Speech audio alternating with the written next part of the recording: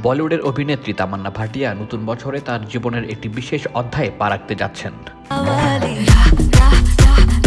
খল চরিত্র করে আলোড়ন তোলা অভিনেতা বিজয় ভার্মার সঙ্গে তার প্রেমের গুঞ্জন চলছিল অনেক দিন ধরেই।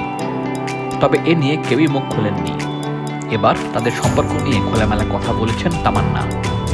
এমনকি 2025 সালে বিয়ের সম্ভাবনার কথাও ইঙ্গিত দিয়েছেন।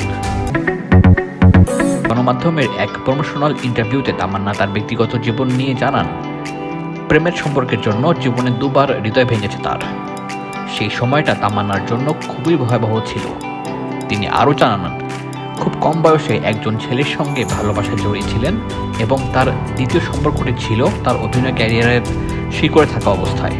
তবে সে সময় তিনি অনুভব করেন যে সেই ছেলে তার সঙ্গে দীর্ঘস্থায়ী সম্পর্কের জন্য সঠিক ব্যক্তি নয়। তবে এত কিছুর পরও বাহুবলী খ্যাত তামান্না প্রেমিকের নাম প্রকাশ করেননি।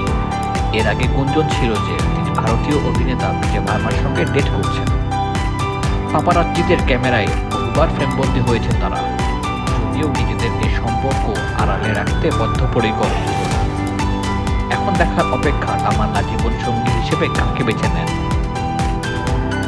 সবশেষ তামান্না ভাটিয়াকে আইটেম গার্ল হিসেবে দেখা যায় অমর কৌশিক পরিচালিত স্ত্রী 2 সিনেমায়।